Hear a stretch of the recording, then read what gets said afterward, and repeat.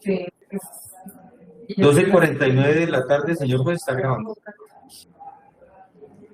Muchísimas gracias, señor secretario, muy amable. Bien, agotada la intervención entonces de quien ha convocado a esta audiencia del señor defensor del procesado Casas León, y habiéndose verificado por parte del señor secretario del despacho el envío, la revisión y también la recepción de los elementos materiales probatorios a quienes actúan, por lo menos en esta audiencia, representante de víctimas. Se le concede el uso de la palabra a la doctora Doris Viviana Gil Fúquenes para que deje consignadas sus apreciaciones en torno a esta solicitud. Señora representante de víctimas, por favor. Muchas gracias, señor juez. Señor juez, esta representación de víctimas se opone a la solicitud de libertad por vencimiento de términos impetrada por la defensa.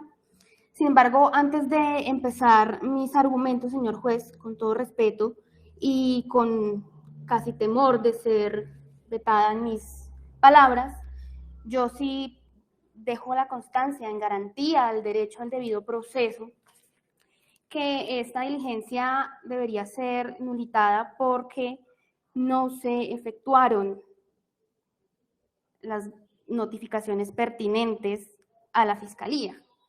Esto por cuanto creo que fui malinterpretada en lo que dije al inicio. Yo en ningún momento señalé que la audiencia no se podía instalar sin la presencia de la Fiscalía.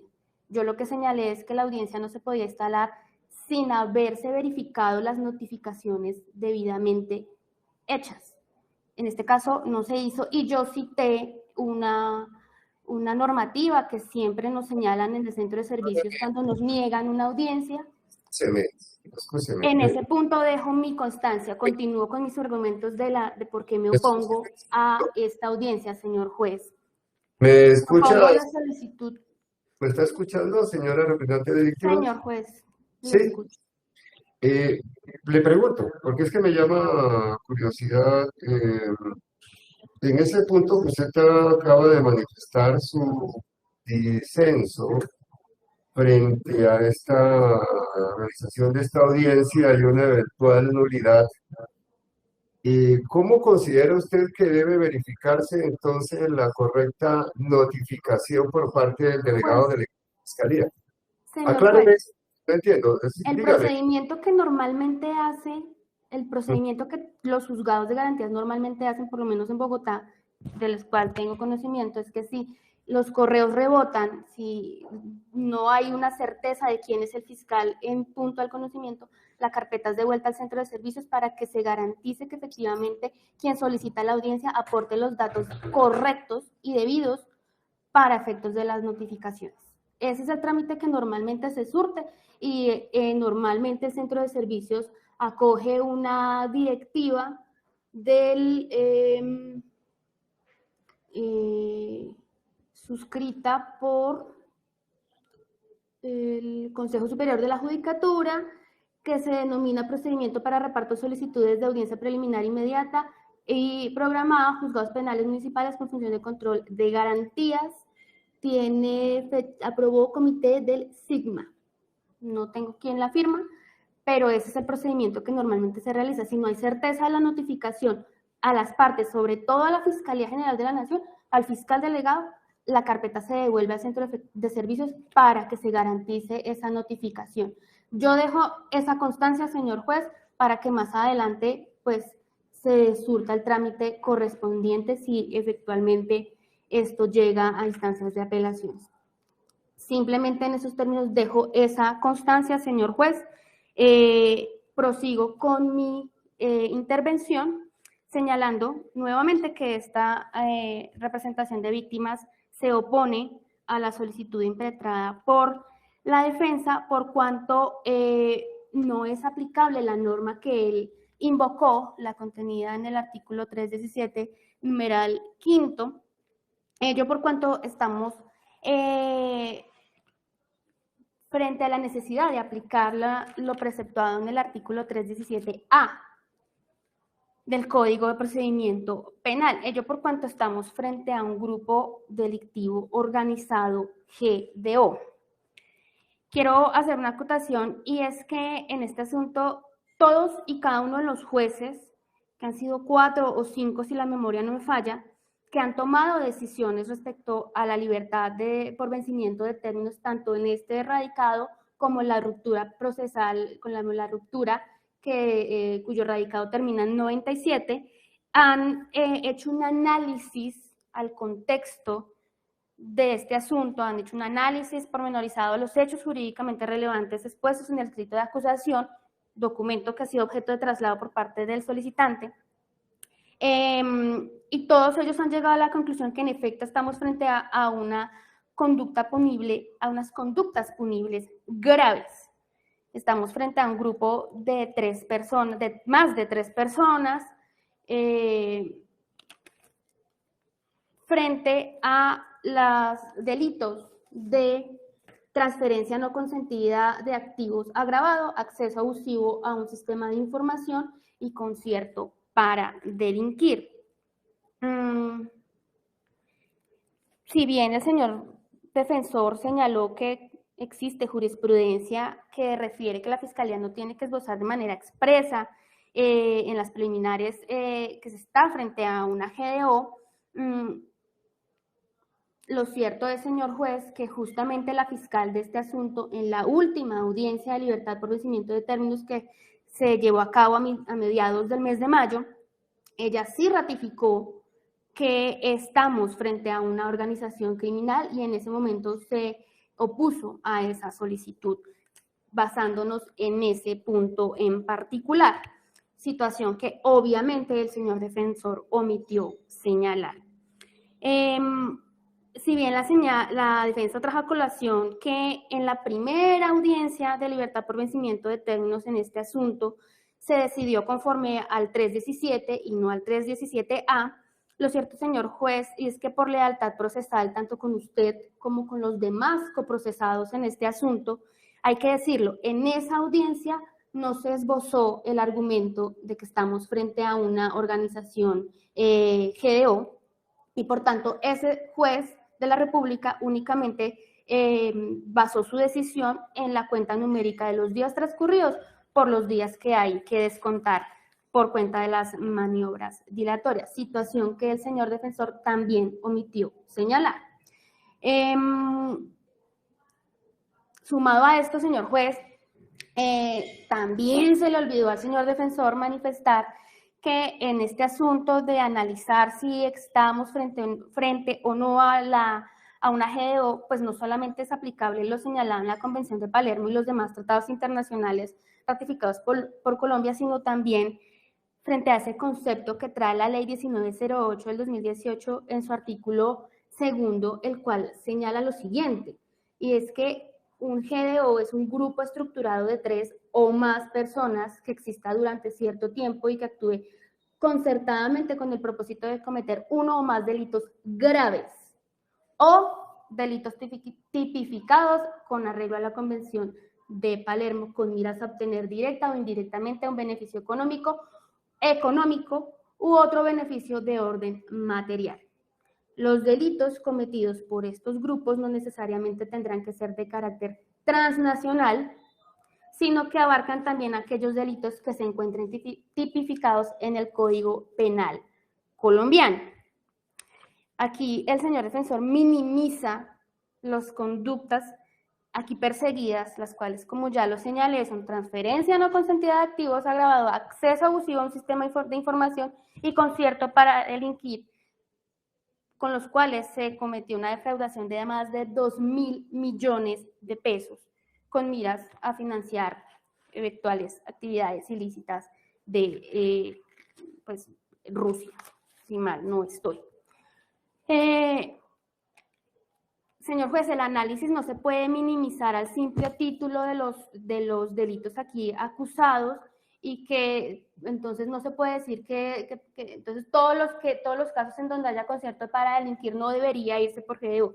Es que ese no es el análisis que se debe hacer. Hay que sentarse a verificar cuál es el contexto de la situación fáctica que persigue la Fiscalía en este asunto, y es un análisis que todos y cada uno de sus homólogos, señor juez, que han conocido que estamos frente a un GDO, han efectuado.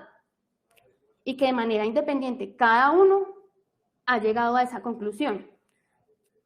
Con todo respeto lo digo, y es que es una burla y es una revictimización para todas y cada una de las víctimas en este caso, que la defensa argumente que en este asunto no corresponde a unas conductas graves, porque no son las que están relacionadas en la Convención de Palermo. Es una falta de respeto con las víctimas en este asunto, señor juez. Ahora bien, teniendo en cuenta eso, la norma a aplicar y los términos a aplicar son los contentivos en el artículo 317A, que estamos muy lejos de ser traspasados. También hay que hacer alusión a los términos que se deben descontar hasta el momento, señor juez. Y es que hay que tener en cuenta que el pasado 13 de octubre, fecha en la que se instaló la audiencia de acusación, uno de los coprocesados en este asunto, el señor Sergei Bajín, no permitió que la audiencia se diera en debida forma y él se levantó de su silla y no permitió que se hiciera. Y como queda consignado en el acta, esta situación obedeció a varias circunstancias. La primera, porque el señor Sergei Bajín quiso que su traductor, él es un ciudadano ruso, quiso que su traductor no estuviera en la sala de audiencias como en efecto estaba, sino personalmente al lado suyo, situación que en ese momento por cuestiones de logística no era posible. Sin embargo, ese traductor estaba presto a escuchar lo que él decía y lo que la audiencia decía para efectuar la respectiva traducción, y a él no le servía de esa manera. Segundo, él tenía un defensor público asignado por la Defensoría y tampoco él quiso rechazar ese defensor público pese a que no compareció con defensor privado, con defensor de confianza. Entonces, estas actitudes caprichosas generaron una delación en esa audiencia que el juez quedó atado de manos para poder instalarla y poder desarrollarla. Situación que está contemplada en el acta de esa audiencia. Esta delegada, señor juez, escucha con mucho asombro una y otra vez al señor defensor señalar de que eso no había problema, de que el señor Sergei Bajín se levantara y se fuera y que el juez de conocimiento podía llevar a cabo la audiencia sin su presencia, pese a tener en cuenta estas situaciones de que él no aceptó a su traductor y no aceptó el defensor público que estaba asignado para él en ese momento. Y es que velar por las garantías procesales y sustanciales es un deber de la judicatura. No solamente es un deber del juez de garantías, también está obligado el juez de conocimiento a ello. Y es inadmisible, señor juez, que a un juez de conocimiento se le juzgue o se le critique, se le cuestione que vele por las garantías procesales dentro de sus audiencias.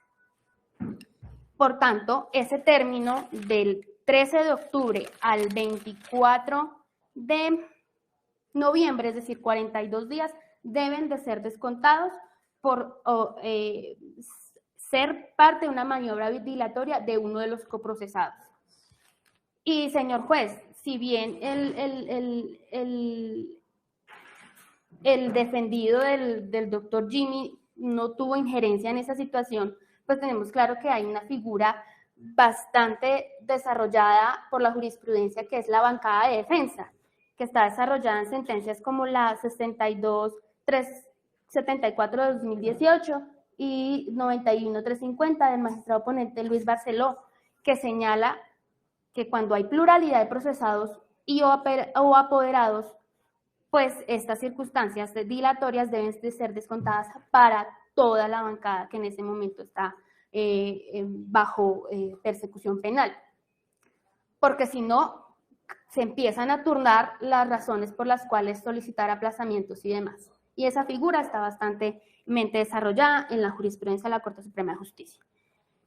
Ahora bien, respecto a un segundo plazo que se debe descontar, tenemos el transcurrido entre el 24 de noviembre y el 26 de enero, momentos en donde la señora fiscal estuvo incapacitada y no se llevó a cabo por cuenta de un paro judicial.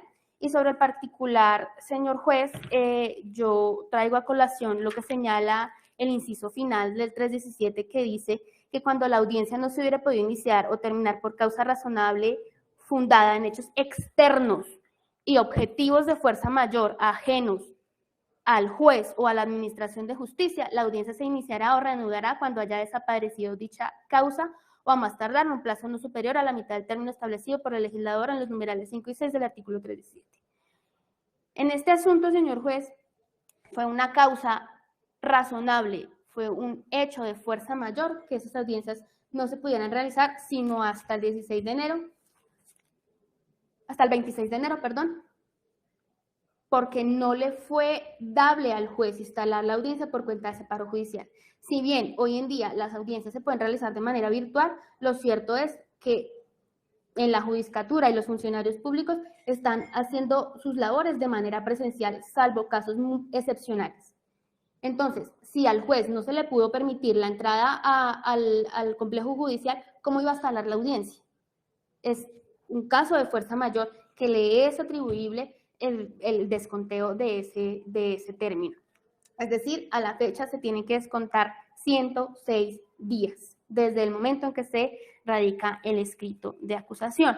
Por tanto, estamos muy lejos de los 500 días que trata la norma del 317A, por lo cual no están vencidos los términos en este asunto. Señor juez, yo le solicito muy amablemente que usted analice el contexto y la situación fáctica de este asunto que está contemplada en ese escrito de acusación para determinar si estamos o no frente a un GDO, tal y como lo ha hecho cada uno de sus homólogos, con independencia de las decisiones que cada uno de ellos ha tomado, porque entiende esta función, esta delegada que cada juzgado de garantías tiene la potestad de decidir a su arbitrio, pero sí considero, señor juez, la necesidad de hacer ese análisis para determinar cuál es la norma aplicable en este asunto. En esos términos, señor juez, yo me opongo a esta solicitud impetrada por la defensa, que ha sido de manera reiterada. Muchas gracias, señor juez.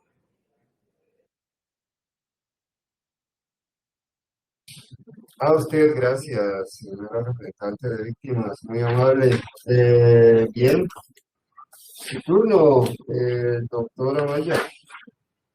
Su señoría, gracias por el uso de la palabra. Su señoría, en primer momento, advierto a la judicatura que, en mi sentir, su señoría, nos encontramos frente a un vicio de procedimiento en esta audiencia, en razón a que las notificaciones no fueron realizadas en debida forma, no por situaciones que se puedan adjudicar al despacho, a su señoría o a las personas de su secretaría, sino en razón a que pudo haberse presentado alguna situación que no permitiera señalar el correo correcto de la Fiscalía General de la Nación, el representante de la Fiscalía y la Procuraduría General de la Nación, asiduos asistentes a estas audiencias, quienes han mostrado su interés permanente en participar de estas audiencias. Sería la primera vez, su señoría, en mi experiencia profesional, que sin conformarse el contradictorio o en una situación de estas se realice una audiencia de esta índole.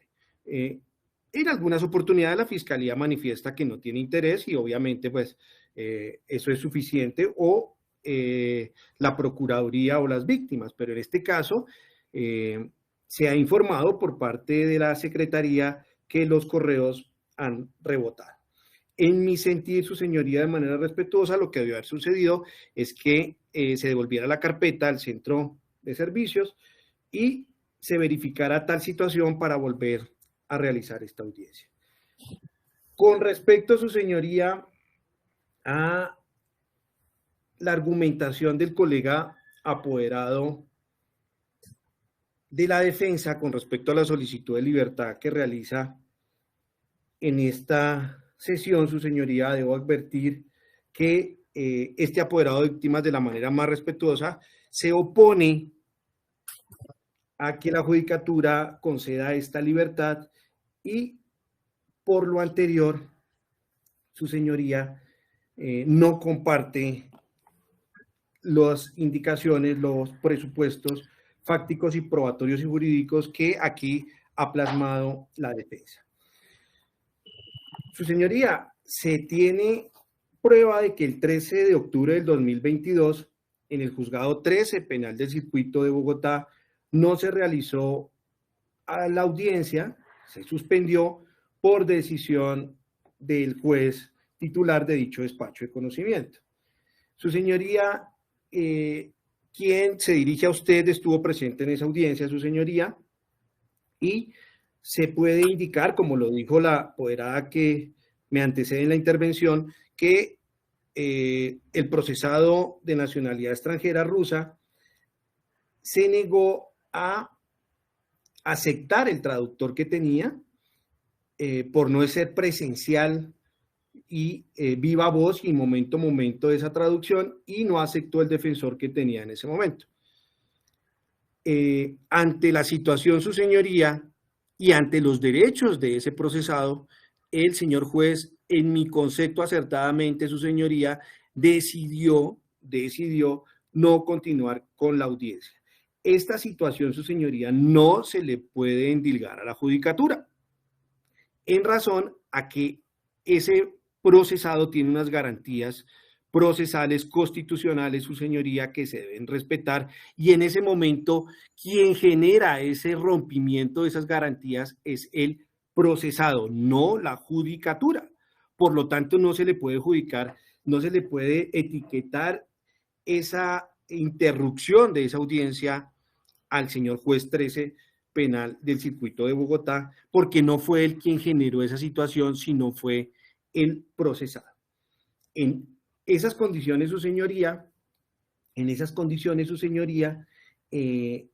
conforme a lo preceptado en el artículo 317 de nuestro ordenamiento procesal, esta situación, estos días, conforme de cara a la contabilización, se detienen que adjudicar a la defensa, su señoría. Con respecto a lo sucedido el 24 de noviembre del 2022, su señoría, que no se realizó la audiencia por paro, por un paro judicial, que no se pudo ingresar a las instalaciones de Palo Quemado, su señoría, aunque se argumente que hoy en día las audiencias son virtuales, su señoría, el hecho de la conectividad no simplemente se limita a poderse conectar desde cualquier lugar. Un juez de la República no puede hacer una audiencia desde cualquier lugar ni de cualquier manera. El juez necesita unas herramientas mínimas, su señoría, como la necesitamos cualquier de las partes que participamos en ella, como por lo menos poder estar sentados de una manera digna, poder tener acceso a nuestra documentación. Quien le habla tiene aquí abierto el Código de Procedimiento Penal, 2 códigos abiertos, el Código Civil, poder tomar nota atenta, porque esto es una situación muy seria y relevante en la administración de justicia.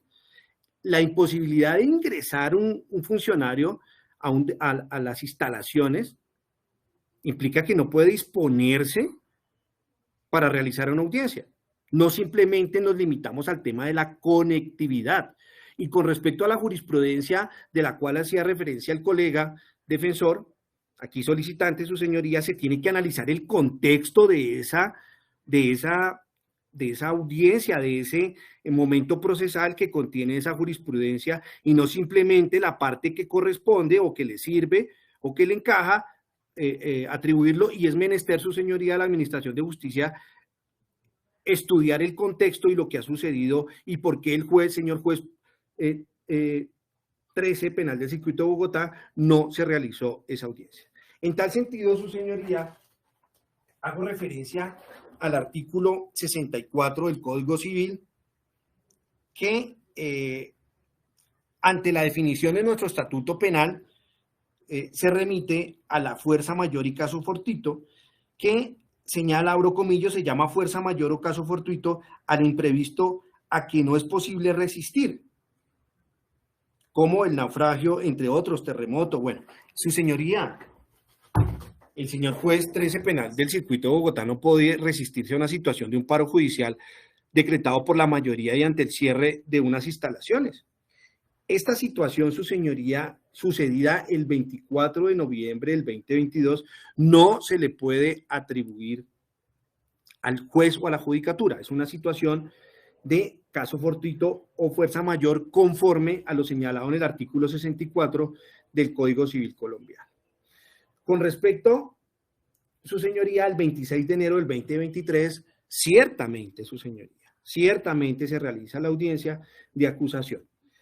Se retoma para el 23 de febrero del 2023, no se realiza la preparatoria por solicitud de la Fiscalía por estar incapacitada médicamente.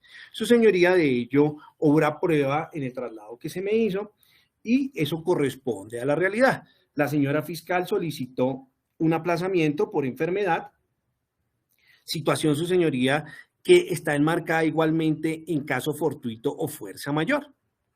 Nadie puede prever, su señoría, que yo me voy a enfermar mañana, pasado mañana, en 8 días y que por ende no voy a asistir a una audiencia. Es una situación de fuerza mayor y ello lo acredita mediante una incapacidad médica proveniente de un médico que puede determinar tal situación. Ahora, su señoría, con respecto a lo sucedido el 25 de mayo, su señoría, este apoderado de víctimas no tiene cómo pronunciarse. Le solicité respetuosamente a su señoría hace unos minutos que me corrieran traslado de los elementos materiales probatorios sobre los cuales se va a justificar su decisión. La respuesta de su señoría fue que yo no era serio, su señoría, a lo cual, su señoría, tengo que decirle que me sentí ofendido y me sentí mal porque soy una persona muy seria, su señoría, y lo que estaba haciendo era solicitar un derecho constitucional y procesal que la parte que represento a las víctimas lo tienen, y es conocer los elementos materiales probatorios que, sobre los cuales la judicatura va a tomar una decisión. Le confieso, su señoría, que me sentí muy mal desde el aspecto humano porque no soy una persona que suela querer extender las audiencias. Y he tenido muchas audiencias con su señoría. Su señoría, yo le pido el favor que me permita dirigirme. Lo estoy haciendo respetuosamente, su señoría. Usted me conoce y siempre mis intervenciones son respetuosas, sus señorías, y ajustada a derecho, y siempre lo he tratado con el mayor respeto, su señoría, y a las personas de su despacho. Le pido respetuosamente, su señoría, que me permita seguir mi intervención. Se lo agradezco. Ante ese señalamiento de la judicatura que no soy una persona seria, me siento agredido desde el aspecto humano porque no he hecho nada diferente a la judicatura a decirle que me permita conocer los elementos materiales probatorios sobre los cuales va a tomar la decisión. Y a sorpresa, su señoría, en ese traslado, porque no existe elemento material probatorio que nos permita en esta audiencia conocer qué fue lo que sucedió el 25 de mayo del 2023, su señoría. Salvo mejor concepto, y le pido a la Secretaría del Despacho, a las partes, verifiquen si esa acta consta o no consta, su señoría. Aquí los abogados de esta oficina, su señoría, revisamos y no aparece esa acta. Por lo tanto, su señoría, en mi manera de ver, la judicatura no puede tomar una decisión sobre ese particular porque de lo contrario sería tener un acto de fe en las manifestaciones del apoderado, porque no existe elemento material probatorio, no existe acta del 25 de mayo que nos permita decidir de fondo y sobre una prueba, sobre un elemento material probatorio, que fue lo que sucedió el 25 de mayo en el juzgado 13 penal del circuito de Bogotá, en la acción con últimos números 2022-0098. Ante esa ausencia probatoria, su señoría, la judicatura se encuentra limitada a poder tomar una decisión, situación que solo se le puede endilgar al apoderado defensor por no aportar los elementos necesarios para que la judicatura pueda tomar una decisión. De otro punto, su señoría, ante estas situaciones señoría, y además me parece un tema de falta de lealtad procesal por parte del colega, con el cual he compartido muchos escenarios procesales y advierto que si yo no pido el traslado de los elementos materiales probatorios, esto hubiera pasado por alto a la judicatura y me parece una situación que no corresponde, doctor, a la altura de quienes debemos estar en un escenario y a la majestad de la justicia y el respeto que usted se merece como juez de la República y las personas que lo acompañan en su despacho. Si yo no pido ese traslado, esto pasa por alto y no puede suceder, su señoría. Por otra parte, su señoría, estas situaciones del 13 de octubre del 2022 están dirigidas directamente a la responsabilidad del procesado, lo sucedido el 24 de noviembre del 2022 por el no ingreso a Palo Quemado es un caso de fuerza mayor, lo sucedido el 23 de febrero del 2022 ante la enfermedad de la señora fiscal también corresponde a un caso de fuerza mayor o caso fortuito.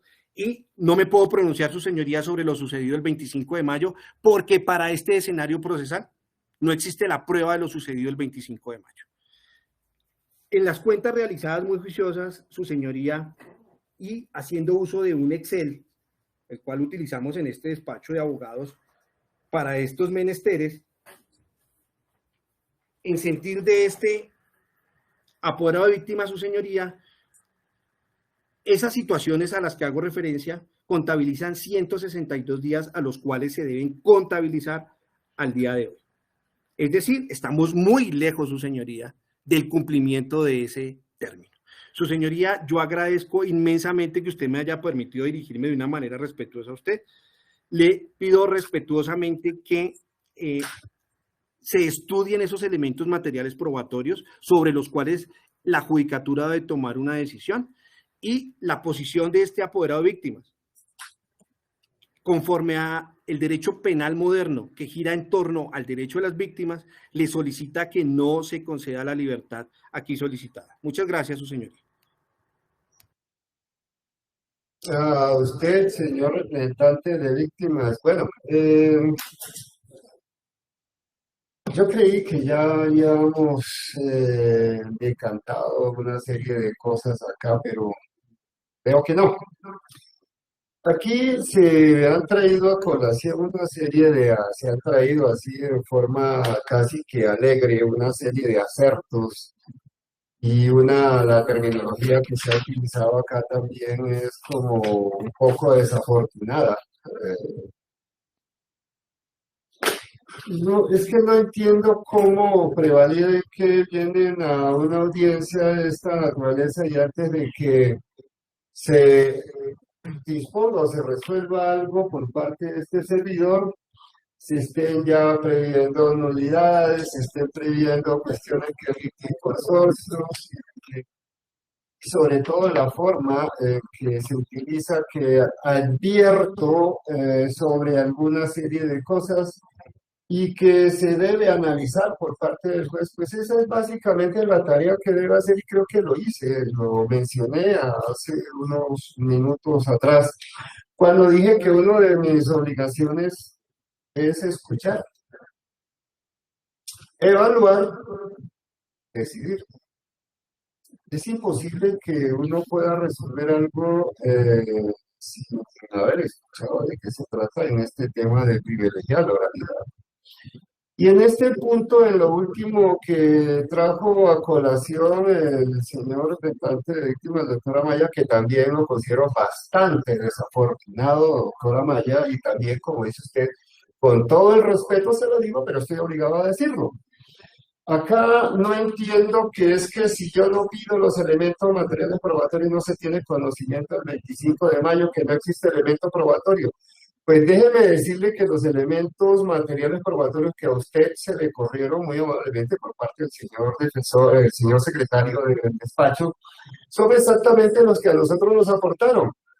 Y yo creo que es muy claro, y también lo dije al inicio de estas audiencias, que aquello del proceso del marco dispositivo que gobierna o que implica este cambio de paradigma de modelo enjuiciatorio penal, la ley 906, implica que quien acude a la judicatura y pretenda un pronunciamiento de su parte, no solamente tiene la carga de, no solamente argumentar con suficiencia su solicitud, sino que debe soportar esa solicitud con elementos materiales probatorios. Y en este punto también me extraña, sobremanera me sorprende, para utilizar la misma terminología de todos ustedes aquí, que se traigan a colación y se hagan unas afirmaciones de las cuales este servidor no tiene el más mínimo conocimiento. No entiendo en razón de qué o por qué se me trata de poner entre los palos, es decir, hacer, delimitar o cercar la perspectiva, la visión o la decisión que pueda adoptar este servidor con unos acertos que ni siquiera temas que aquí aparecen dentro de estos elementos materiales probatorios. Y en ese sentido, sí, doctora Maya tiene toda la razón. Conozco muy bien mis deberes, mis obligaciones, las tareas que he asumido desde hace muchísimo tiempo también, y tengo como claro sustrato de todo esto que no puedo pronunciarme respecto de temas sobre los cuales primero no se hayan pronunciado los intervenientes, no las partes, porque las partes dentro de la jerga técnica de este nuevo dispositivo procesal son en estricto sentido fiscalía y defensa. Sobre hechos sobre los cuales no hayan elementos materiales probatorios. Entonces, en este punto que la mayoría de jueces que conocieron sobre esto efectivamente concluyeron de manera incontrastable, inconfusa o irrefragable que estamos ante un GDO. No hay ningún solo acta o un elemento que me permita concluir, por lo menos medianamente, que ello es así. Y eso no puede ser tampoco una camisa de fuerza para que este servidor se pronuncie en ese sentido, salvo, reitero, la alusión que trajo a colación el señor defensor, y le advertí cuando concluyó su alocución. Le dije, usted abrió esa puerta, aténgase a las consecuencias de que entonces todos los que han de intervenir aquí se deban manifestar respecto de ese punto. Yo también estaré obligado eventualmente, si lo considero estrictamente necesario para los fines que esta audiencia comporta, a hacer un análisis respecto de ello. Es decir, lo contenido en la ley 908, la finalidad que comporta la misma, la teleología de dicha norma, etcétera. También con cierto, de verdad, porque esto no es nuevo, yo tampoco soy nuevo en este oficio y tampoco nuevo en este trasegar dentro del ámbito de operador judicial de esta rama del derecho penal. Que se venga a decir aquí que es que esto es no se pudo instalar esta audiencia porque es que hay digo otra vez, la advertencia, que esto es una nulidad porque es que no se previó el litisconsorcio necesario. Hombre, esto, ¿acaso, además de otra vez la tosudez en esta, y le pregunté a la señora representante de víctimas que de qué manera, por qué considera ella que debió hacerse estas cosas? En cómo debe este servidor y por intermedio del señor secretario de despacho verificar qué. Entonces tenemos que partir aquí de una base entonces que ya no tenemos funciones de juez de la República, de valorar, decidir, resolver con apego a la Constitución y la ley. Sino que debemos tener también funciones notariales, entonces, porque debemos creer en todo lo que se nos dice aquí, simplemente porque aquí se dice, bajo el prevalido el principio de la buena fe, el cual respeto, acato y valoro inmensamente, pero está lejos de, por lo menos, privilegiar ese principio en tratándose de una decisión de esta naturaleza. Porque lo que compete a este servidor es precisamente todo el ejercicio que se ha hecho acá. Adicionalmente, también me entiendo desafortunado que se diga que es que qué pasó, que no podemos dar constancia con lo que no sé qué, que pasó el 25 de mayo, no existe elemento probatorio. Pues obviamente este servidor no se puede pronunciar sobre algo que no existe y que no se le ha puesto en conocimiento, así de simple. Entonces estas advertencias, este tipo de admoniciones de que no tiene y que entonces tiene que analizarse, yo escucho, analizo y también con base en los elementos materiales probatorios aportados, resuelvo. Entonces, toda esta serie de advertencias que se me han hecho acá, pues esto de verdad sobra. Y también lo considero un poco exagerado en este punto. Y si la anotación que hice señor representante de víctima, en cuanto a que me parecía poco serio, no lo dije en el plano personal, por supuesto, y si se sintió aludido personalmente, lo lamento mucho. Esa no era la intención. Lo que quiero significar, y reitero acá en esta audiencia y en estos términos, es que me parece poco serio que se diga que no se conocen unos elementos material probatorio cuando se viene actuando dentro de esta diligencia como representante de las víctimas desde tiempo antes, y que esto aquí no se ha traído un hecho nuevo que se pueda decir que entonces se justifique un receso de tiempo para analizar estos elementos materiales probatorios, si eso implica el ejercicio de esta actividad en defensa de las personas que han confiado en usted para que les haga posible esa expectativa del restablecimiento del derecho que tiene. Ha venido actuando diligentemente en estas audiencias, cosa que no cuestiono, no pongo en tela de juicio, pero sí me parece esto que venir a exigir traslado de los elementos materiales probatorios y a decir que este servidor no debe pronunciarse respecto de uno, cuando es claro que tampoco se tiene conocimiento por parte de este servidor de esa pieza procesal. Y aquí hay una serie de, nuevamente, otras previsiones de que sí, este principio del derecho procesal dispositivo obliga a eso, a pronunciarse únicamente en cuanto al tema al cual pues, tiene esa relación íntima el curso o la audiencia, o el tema sobre el cual pues, se pide un pronunciamiento a la judicatura. Lo otro, debe soportar suficientemente con elementos materiales probatorios, etcétera, etcétera, todas estas cosas. Y en este punto, para decir que esto de que los jueces conocen y que tienen como, por cierto, una circunstancia que acá este servidor lo escuchó por primera vez de parte de quien ha convocado estas audiencias, pero no hay un mínimo elemento que permita por lo menos abordar desde esa perspectiva tal circunstancia, reitero, salvo lo expuesto por el señor defensor. De una parte, de lo otro, pues obviamente yo no puedo adherir a la tesis de mis honorables colegas, es decir, los diferentes jueces que han conocido, para ser más explícito, de esto y que han tomado tal tesitura, han adoptado esa tesitura, pues sencillamente porque no lo conozco, no me consta, no tengo con base en qué decir que sí, se dan los presupuestos para adherir a esa tesis.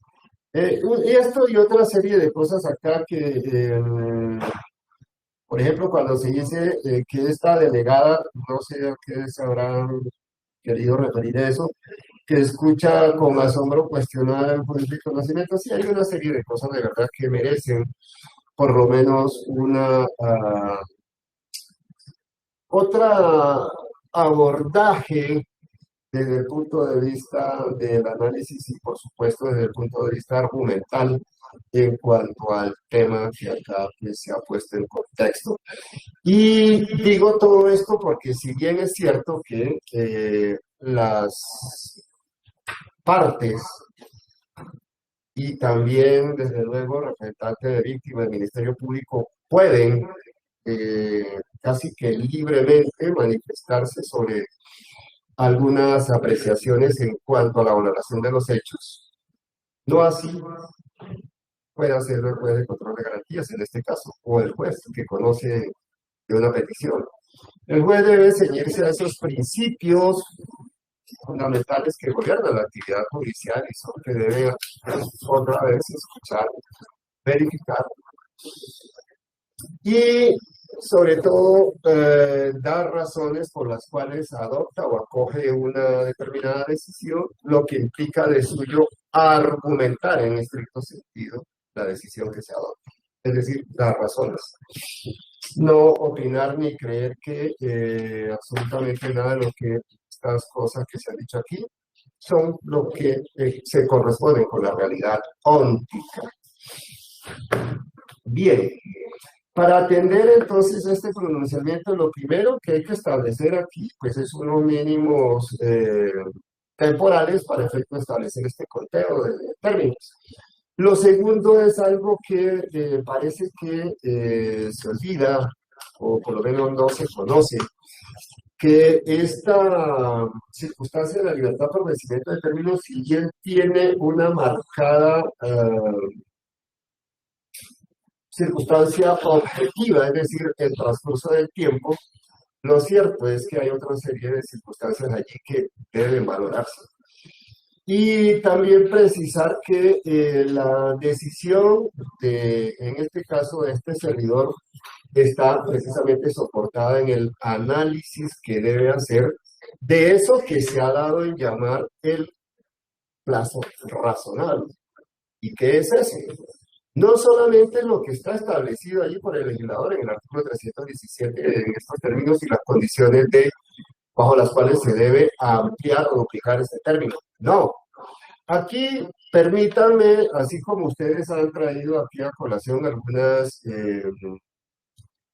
partes de la jurisprudencia, han citado normas, etcétera, pues voy a permitirme ilustrar respecto de cuál es la metodología que utiliza este servidor para efectos de atender una solicitud de esta naturaleza. Lo primero es establecer qué se entiende o qué debe entenderse por eso que se llama plazo razonable. Es decir, definir aquello sobre los cuales vamos a discurrir. No es simplemente lo que yo entiendo, lo que yo creo, lo que me parezca, sino es lo que se ha construido con base en la jurisprudencia de la Corte Interamericana de Derechos Humanos, no lo que ha traído el legislador acá, sino que ese concepto viene de allá. Fue elaborado, fue estructurado con base en esa jurisprudencia de la Corte Interamericana de Derechos Humanos y traído, incorporado, vertido en nuestra jurisdicción, en nuestro ordenamiento jurídico, mejor, vía jurisprudencia laboral en Corte Constitucional. Así. Esto para significarles qué es lo que debe entenderse desde la génesis del concepto del plazo razonable como tal, y también cuáles son las circunstancias que deben preverse para efecto de abordar ese análisis, porque un análisis no se hace sino de esta manera. Esa es básicamente la metodología. Entonces, desde allí, con base en eso, simplemente decir que la Corte Interamericana de Derecho ha establecido que hay alguna serie de aspectos fundamentales para los cuales debe entenderse, debe comprenderse, es decir, abarcar, asir este concepto de plazo razonable allende a lo normado en el artículo 317, numeral quinto, cuarto del Código de Procedimiento Penal. Entre otras cosas, se prevén, por ejemplo, la complejidad del asunto, la actividad desarrollada por los intervinientes, y allí se segmenta, porque no se dice los intervinientes, entendiéndose que cualquiera que pueda comparecer tiene esa calidad y puede de esta manera desnaturalizar el curso normal de la actuación del proceso. Se precisa del investigador, aquí en nuestro medio entiéndase Fiscalía General de la Nación, y por supuesto la actividad a cargo que deben desplegar, se entiende, deben desplegar en eso el desarrollo técnico del derecho, también constitucional a la defensa técnica, pues tanto apoderado como defensor. Y por supuesto, se habla de algunas circunstancias de altura, azar, contingencia, necesidad, caso fortuito, etcétera, que deben valorarse también, porque es que no solamente hay hechos en que, como lo citó y lo trajo a colación, creo que los dos señores rescate de víctimas, la dama y el caballero, por supuesto, hago referencia, en cuanto a que hay algunas puntuales circunstancias que, por más que se prevea por parte del legislador, suceden, pasan, están por fuera del control de quien tiene la obligación de direccionar y de cumplir todas las formas propias del juicio, es decir, entre ellos el plazo.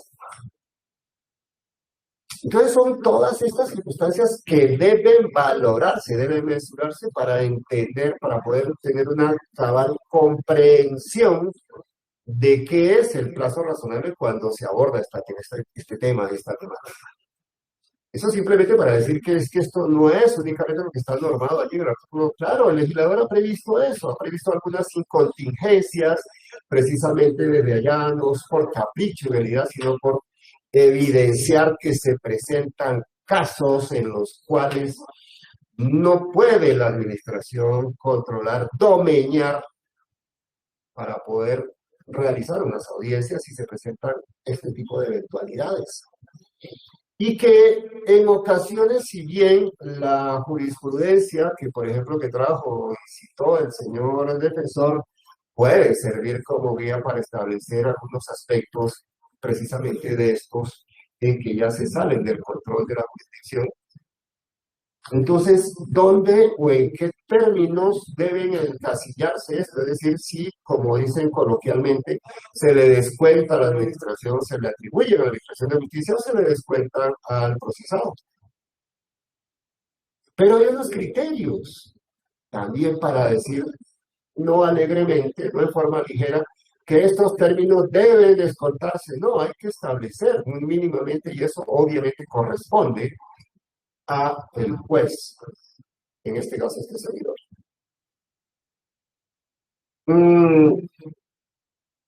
Aquí, simplemente para ya concluir pues este tema, pero sí quiero reiterar que en criterio de este servidor, con base en jurisprudencia, recordar porque pues se vuelve un tópico muy recurrente acá de decir que es que debió citarse de manera diferente. Entonces dice, ¿cómo simplemente? Ah, no, es que debió. Sí, pero ¿bajo qué previsiones? Esto para decir pues que este servidor, con apoyo del señor secretario, cumplió esa carga de verificar esos requisitos de procedibilidad, eso hasta la saciedad queda consignado. Ah, que es que dieron mal el número, sí. Que es que sí, pero hay algunos aspectos en que este servidor, estas circunstancias están fuera del alcance de este servidor. Y mal haría en hacer esto que dijeron los dos señores de parte de víctimas, en devolver la carpeta al centro de servicio para que se cite de debida forma y se integre ese litisconsorcio, cuando ya hemos dicho acá que la jurisprudencia tiene por establecido que se pueden hacer estas audiencias sin la presencia del delegado de la Fiscalía. ¿Por qué? Porque aquí lo que está en juego es la libertad de una persona. Entonces, esas previsiones ya se entiende, eso ha sido decantado, ya eso creo, hasta donde yo sé, pero para el señor el doctor Amaya no es así porque es la primera vez que se realiza una audiencia de libertad por vencimiento de término sin la presencia del delegado de la Fiscalía. Bueno, yo llevo más de 5 años haciendo estas audiencias y pues no, para mí no es un tema nuevo en este aspecto.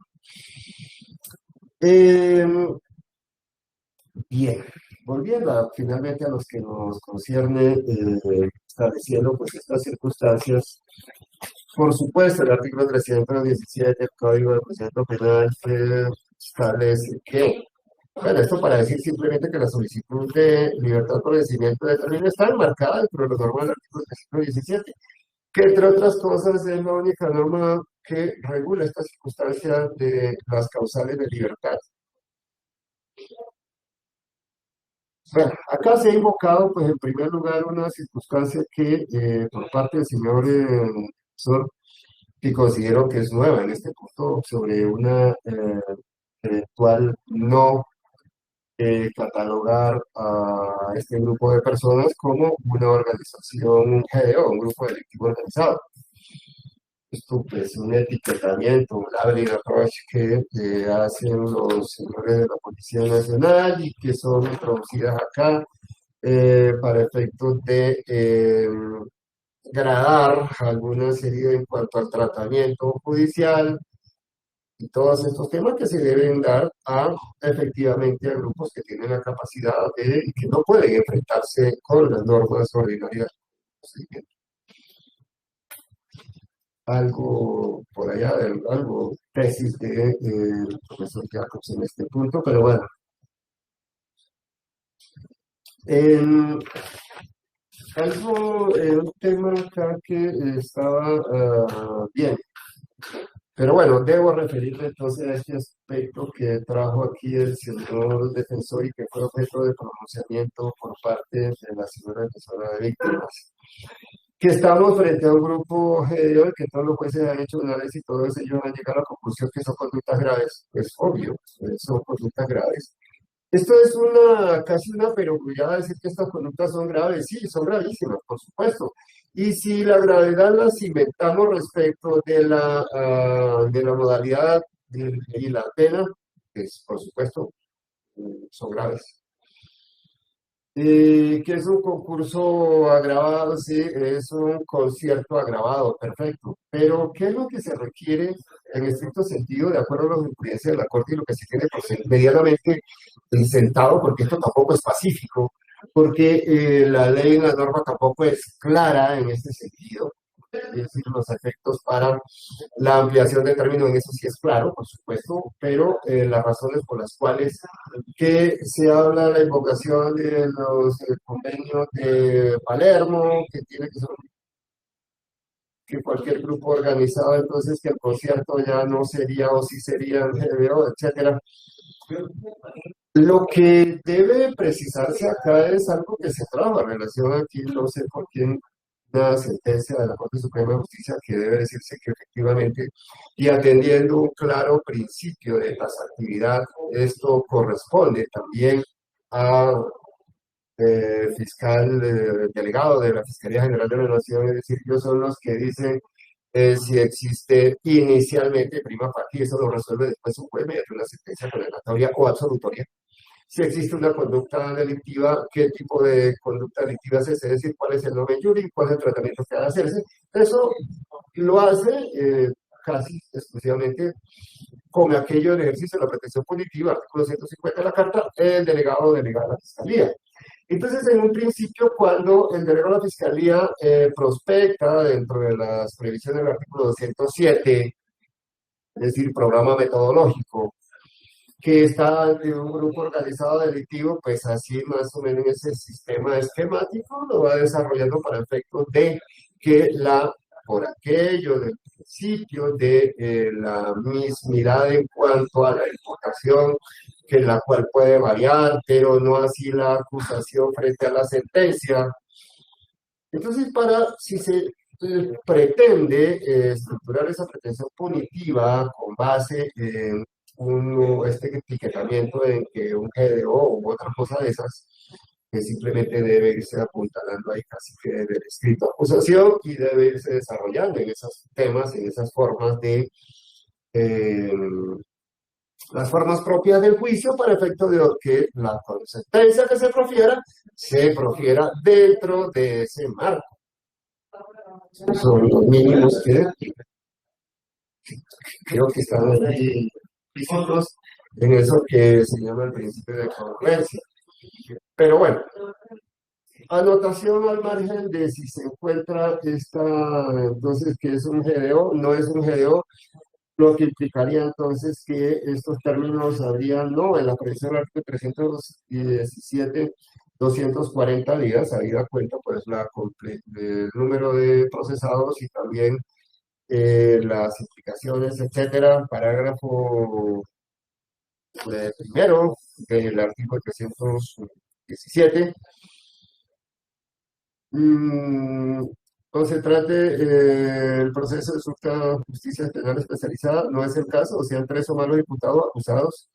Ahí ya, simplemente verificada esta circunstancia objetiva, hemos de concluir entonces que este concepto del plazo razonable en cuanto para el establecimiento de cuantificación de los términos son 240 días, porque tampoco podemos desconocer lo que allí ha previsto el legislador.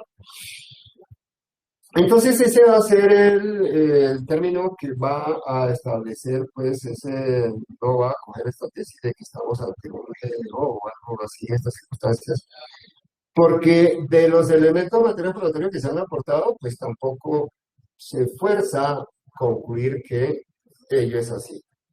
y tampoco podemos entonces acoger, no es que estemos adhiriendo a la tesis de la defensa, no, lo que sucede es que con base en los elementos materiales probatorios tenemos que concluir que no tenemos un elemento suasorio que nos permita concluir que efectivamente estamos frente a un grupo delictivo organizado. Y en ese sentido el tratamiento es no en cuanto a lo previsto en el artículo 317, sino 317A. Con lo cual, pues entonces tampoco sería necesario todo este tipo de elucubraciones, porque simplemente establecer mínimamente, pues no se dan las causales y de entrada diríamos, pues no hay ninguna razón, no perdamos tiempo discutiendo aquí tonterías y vámonos a almorzar. Eso es así, porque si son 500 días, ¿para qué hacemos este ejercicio?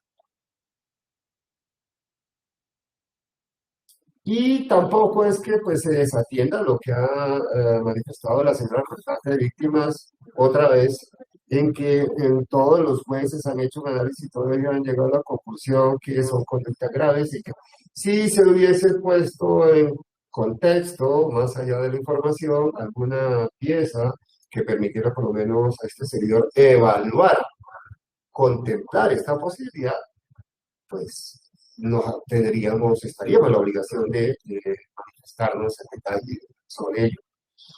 Pero bueno, entonces los límites son esos, 240 días y el inicio del conteo de votos tenemos que hacer este inicio para efectos de cuantificar estos días, estos términos, es no desde el momento en que la fecha que tiene el escrito de acusación, sino la fecha en que es asignado a reparto de a quien le correspondió de suerte, es decir, al honorable juez 13 penal del circuito. Y esto es, se me perdió.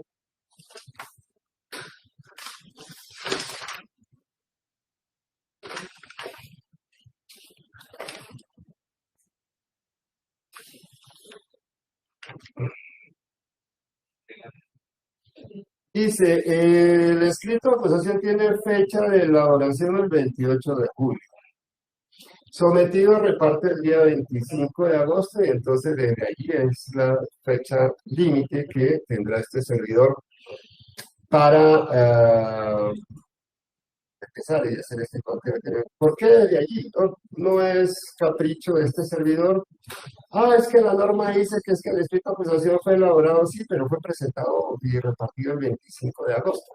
Y eso es lo que ya permite que el honorable juez de conocimiento asuma el conocimiento y disponga todas las actuaciones a su cargo para establecer, instalar el juicio de debida forma. Entonces, esa es la fecha que tomará este señor, el 25 de agosto.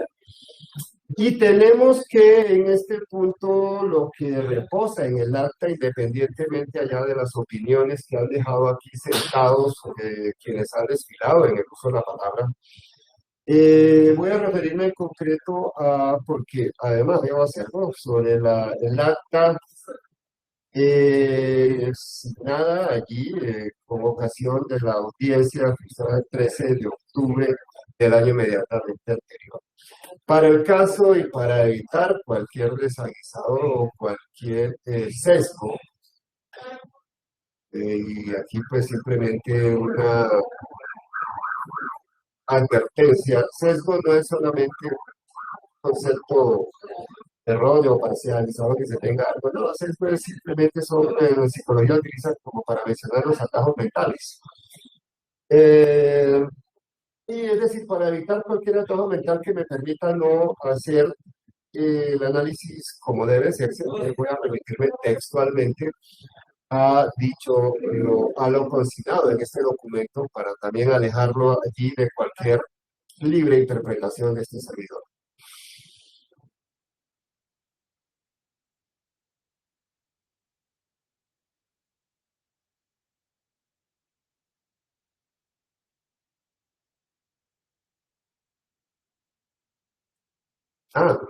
Una coda en cuanto a estos aspectos que mencionaba, que ha analizado, previsto la Honorable Corte Interamericana de Derechos Humanos en estos pronunciamientos de la en plazo razonable. Mírese que allí en el acta de reparto, fecha 25 de agosto del año 2022, pieza esta que todos ustedes conocen, o documento ahí, allí se dice, bueno, corporación, se dice asuntos complejos, paréntesis, más de 3 imputados. Desde allí ya incluso se vislumbra que este proceso es de suyo complejo. Y no solamente por el número de personas que han sido llamadas a juicio, sino también fundamentalmente por la complejidad de estas conductas delictivas que son en ocasiones bastante complejas. Lo cual no quiere decir absolutamente nada, sino simplemente me estoy refiriendo a el tema allí donde se ha puesto corporación, se dice, reitero una vez más, asunto complejo, para reiterar que esto está dentro de algunas previsiones que ha previsto la Corte Interamericana de Derechos Humanos, que es un asunto complejo y debe en cierta medida verificarse todas estas circunstancias, es decir, no desdeñarse prima facie esta circunstancia. Pero vamos al acta de realización de no audiencia del 13 de octubre de 2022. 5 folios, allí se deja constancia lo siguiente. Y voy a leer textualmente, reitero, para evitar cualquier mala interpretación de este servidor, para concluir con la lectura que este servidor, como juez de control de garantía, le da a lo consignado en este acta. Dice, verificación de las partes, diligencia de manera virtual, traductor, dice despacho. Momentos previos al inicio de la grabación se manifestó por el procesado Sergei Bakin que estaba haciendo una huelga de hambre, solicitaba se hiciera la traducción palabra por palabra y rechazaba la defensa técnica designada por la Defensoría Pública. El señor juez consulta al señor traductor que indique lo que le transmitió al procesado, dice el traductor. El procesado manifestó que se declaró en huelga de hambre, no tiene abogado, rechaza el abogado de oficio, según él no entiende la posición, se va a dirigir al gobierno del presidente Petro en atención a que considera que el tema desatado contra él tiene un carácter de tipo político. Se agrega, renglón seguido, el procesado tiene conocimiento del idioma español. Él permaneció como guía turístico durante 5 años en la República Dominicana, en Colombia lleva 6 o 7 años aproximadamente. Él habla perfectamente español, inclusive en pasada audiencia él estaba escuchando y entendiendo perfectamente lo que decía el señor juez. En adelante, todas las previsiones que tomó el honorable juez de conocimiento, el señor juez 13 penal del circuito, confusión de conocimiento, para, de una parte, verificar el estricto respeto de derechos y garantías de la persona, del ciudadano extranjero sometido a juicio, y verificar cómo es su deber, cómo se resalta allí a lo largo de este documento, que se empeñó en tratar de solucionar, de salvar todos estos escollos para poder, en pro del respeto de todos y cada una de las personas que intervienen en la audiencia, porque también hay que dejarlo en claro, los derechos y garantías no están instituidos. Cuando se habla del debido proceso, no se habla únicamente del derecho a la defensa, o del defensor, o los derechos del indiciado, imputado, acusado o sentenciado. También se deben verificar los derechos y garantías de víctimas, representantes de víctimas, de terceros que se sientan afectados, y también, por supuesto, del delegado o delegada de la Fiscalía, bajo ese criterio del respeto a esa pretensión punitiva que están obligados a mantener, y por supuesto también la expectativa que tiene el honorable juez de conocimiento en cuanto y en tanto poder llevar a cabo un juicio en las formas en que ha previsto el legislador, con apoyo en los preceptos constitucionales. Y esta glosa se trae a relación pues, precisamente para decir una vez más que es que la mirada de este servidor nos descentra únicamente en establecer si han transcurrido 240 días o más o menos para efectos de precaver la libertad del procesado Casas León. No, el espectro, pues la visión debe ampliarse a todos estos aspectos. Importante, ¿por qué? Porque son circunstancias anejas, es decir, forman parte de todo esto que está consignado aquí en el artículo 317, y es claro que por principio hermenéutico no se puede sesgar, no se puede amputar una norma para aplicar solamente una partecita de ella. Eso es así de claro. Bien, entonces decía que este acta, aquí el honorable juez deja esa constancia, pues allí están todas estas previsiones y las circunstancias por las cuales no se llevó a cabo esta audiencia.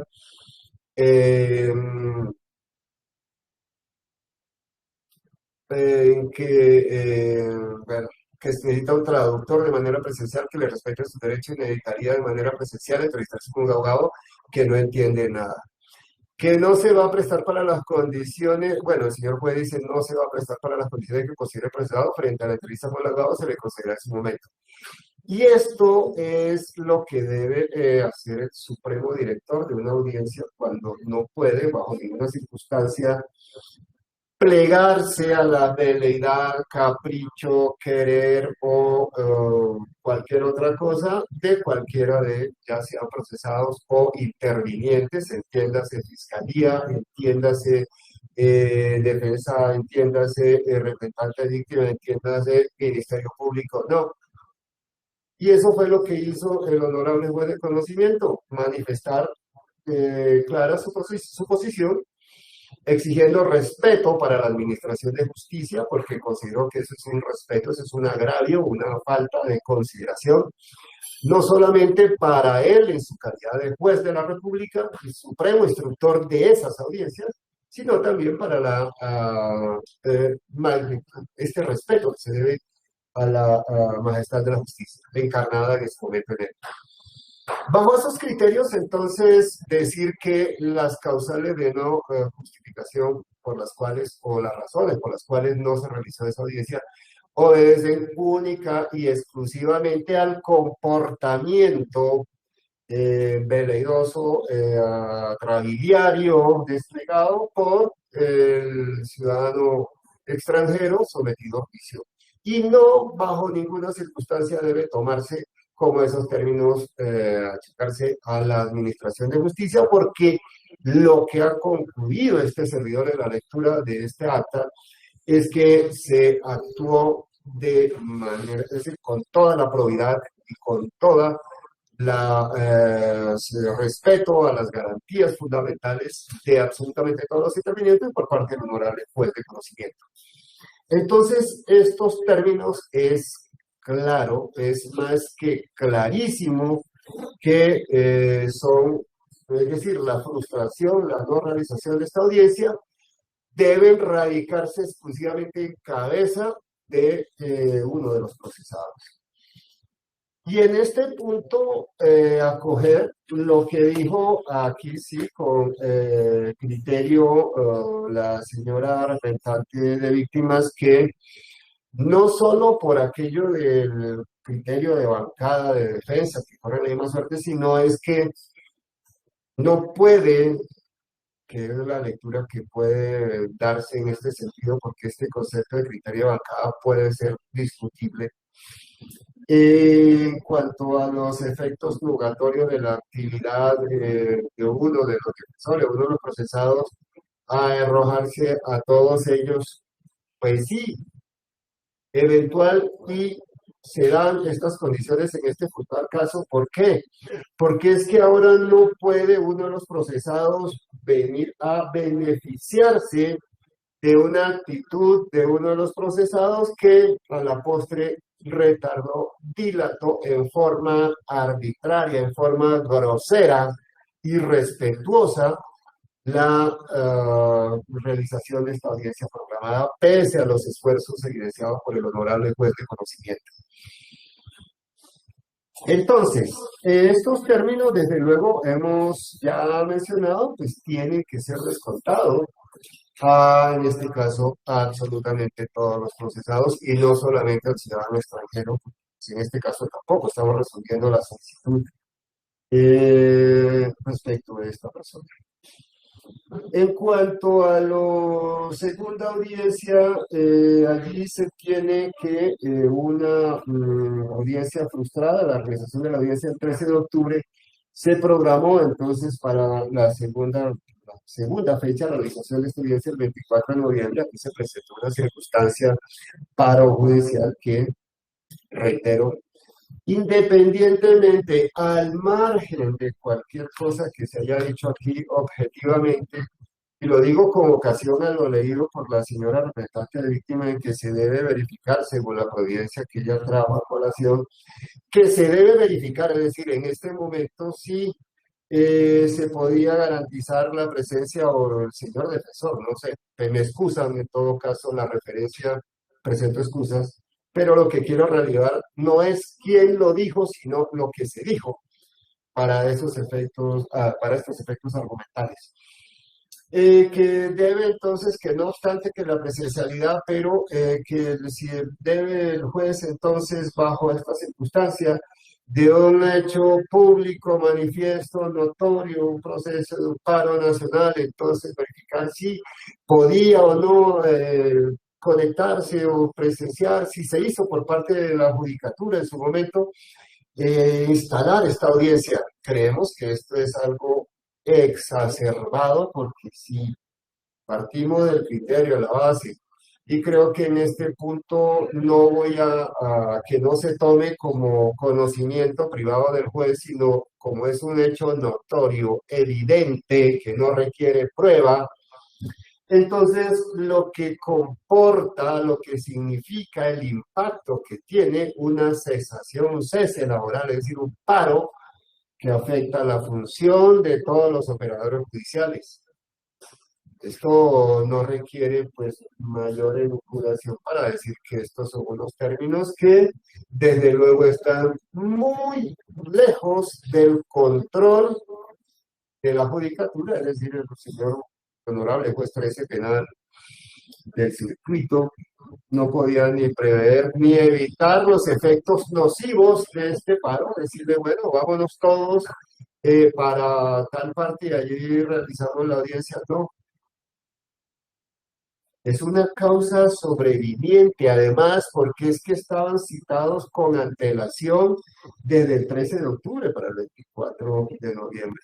Cuando se hizo esta citación, el honorable juez no estaba lejos de suponer que se iban a presentar estas circunstancias que no le iban a permitir desarrollar y instalar estas audiencias. Entonces, ¿qué se puede concluir de ello? Que este término pues no estaba bajo el control, esta circunstancia sobreviviente, una causa fortuita, no puede ser achacado a el honorable juez, a la Administración de Justicia, para decir no, de forma alegre, que estos términos, entonces, como hubo paro, no se realizó la audiencia, entonces tiene que ser, ojo, tiene que ser para beneficiar a los procesados. No. Es que si los términos, si una audiencia no se realiza, entonces se dice, es que no quedó claro porque es que la Administración de Justicia no se estableció si el juez hizo lo que tenía que hacer, y yo por eso pregunté en esta audiencia, ¿y qué es lo que se supone que se debe hacer entonces ante una eventualidad de esta naturaleza? Si lo que hace uno es, en este ejercicio al momento de verificar o prever, instalar una audiencia, es sentar las bases de que se puedan llevar a cabo como se ha planeado. Y están lejos del alcance de suponer, asumir, prever que se puedan presentar unas circunstancias como estas, que, reitero, están lejos del control de la Administración de Justicia, entiéndase como tal, del honorable juez 13 penal del circuito. Y entonces puede concluirse, entonces esos términos, si no, entonces eche para acá y lo contabilizamos a favor del procesado. No, porque es que no se trata de que entonces si no es del uno, entonces tiene que ser para el otro. No, ahí están las previsiones del artículo, de la norma del artículo 317. Cuando la audiencia no se hubiera podido realizar o terminar por causa razonable fundada en hecho externo y objetivo de fuerza mayor ajenos al juez o la Administración de Justicia, y esto no hay que hacer un esfuerzo intelectivo para concluir que es que un paro judicial nacional, eso no está, está lejos del control de juez, de conocimiento. Entonces, en este término, la audiencia se iniciará reanudada cuando haya desaparecido dicha causa y además estará en un plazo no superior. Y eso fue lo que se previó en su momento. La fecha más cercana próxima, 26 de enero, fecha en la cual por fin se lograron salvar muchos escollos, muchas complicaciones y se llevó a cabo esta audiencia. Que lo que haya ocurrido ahí es suerte y esto para otra vez lo traído aquí, que no entiendo todavía por qué el doctor Amaya que advierte que la nulidad, bueno, que qué fue lo que pasó con un acta el 25 de mayo, pues yo tampoco podría decir algo al respecto porque no tengo elemento suasorio que me permita mm, concluir qué fue lo que pasó. Y si bien se tiene con aquello de las dos sentencias que dejé consignadas acá, que no me excusan la memoria, no las tengo frescas para decirle que son el número radicado, como precisamente lo han hecho todos ustedes.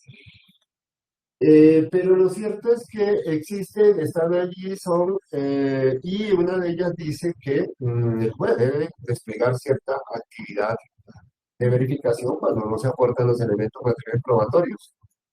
A ese hemos llegado precisamente porque, otra vez más, se habla de la libertad de una persona y no se puede entonces negar la no realización de una audiencia, no ya porque no hay litis consorcio necesario, sino porque no se aportaron los elementos materiales probatorios que eso es de cargo de él. No, allí se ha dicho que, señor juez de garantías, no puede excusarse de que no le aporten los elementos, usted debe verificar estas circunstancias. Eso es el concepto macro del debido proceso. El plazo razonable es una parte que informa sobre todo eso del debido proceso, artículo 28 y 29 de la Constitución.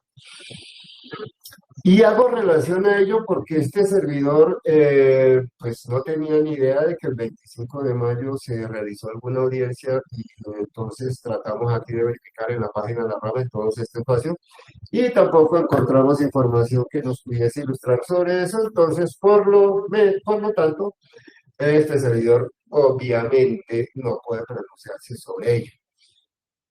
Esto pues en cuanto a redundar en claridad.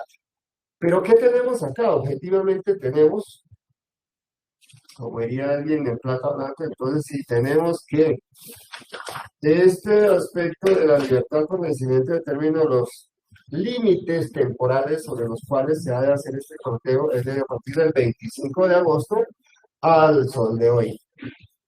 Han transcurrido entonces en esos desde el 25 de agosto, espérenme que aquí se me un segundo, por favor, me revinieron las cuentas, permítame un segundo.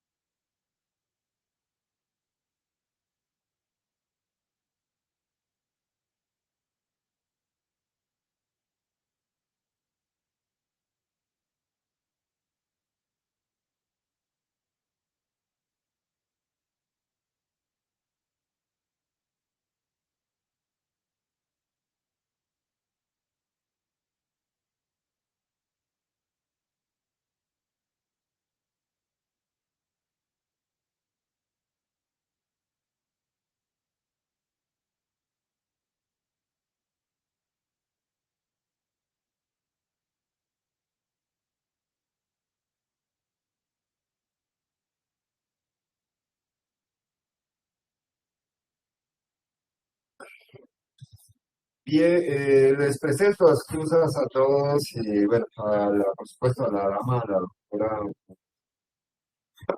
Doris Liliana también esta interrupción.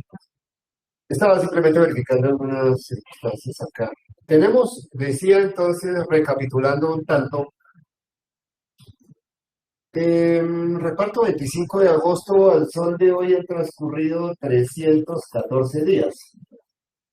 De esos 314 días, se tienen que descontar 105 días. ¿De dónde sacamos estos 105 días? Bueno, estoy obligado a explicarlo. Estos 105 días transcurren desde desde el momento en que conteo 18 días del mes de octubre, 30 días del mes de noviembre, 31 días del mes de diciembre, 31 días del mes de enero y 26 días del mes de enero, perdón, porque la 10 segunda que se fijó fue el 26 de enero.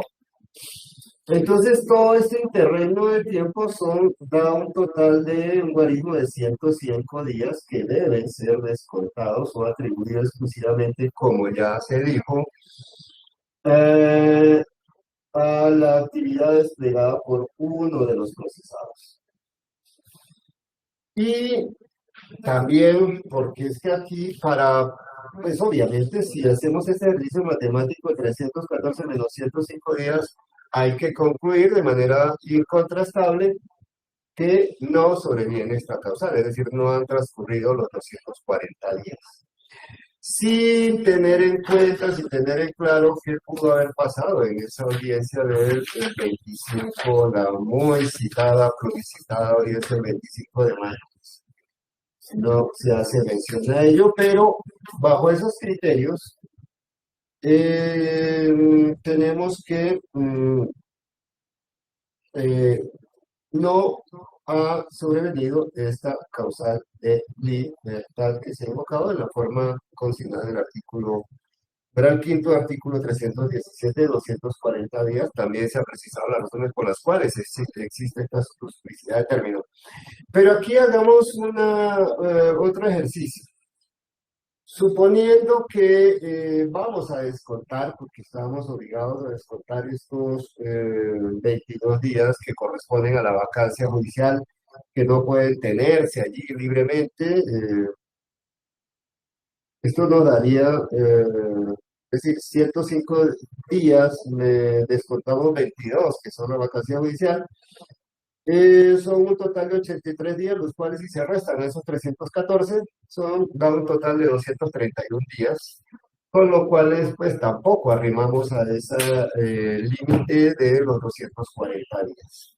En conclusión, verificadas todas estas circunstancias, pues no se aviene a acoger la solicitud elevada por parte del señor defensor, el doctor Gómez Montaña, en cuanto a que se decreta la libertad inmediata de su prohijado, el señor Casas León, por cuanto se ha verificado, con base en los elementos materiales probatorios aportados, que no se dan las condiciones objetivas, es decir, al día de hoy no se han cumplido, no se han concretado estos 240 días que exige el artículo 317 su numeral quinto para que sobrevenga esta causal de libertad.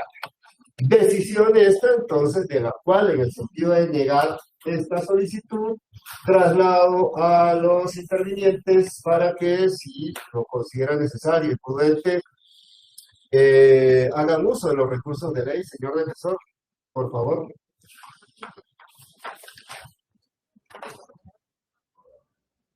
Sin recurso alguno, su señoría. Muchas gracias, doctor Gómez. Doctora, primero la dama, doctora Liliana Gil. Gracias, señor juez, sin recursos.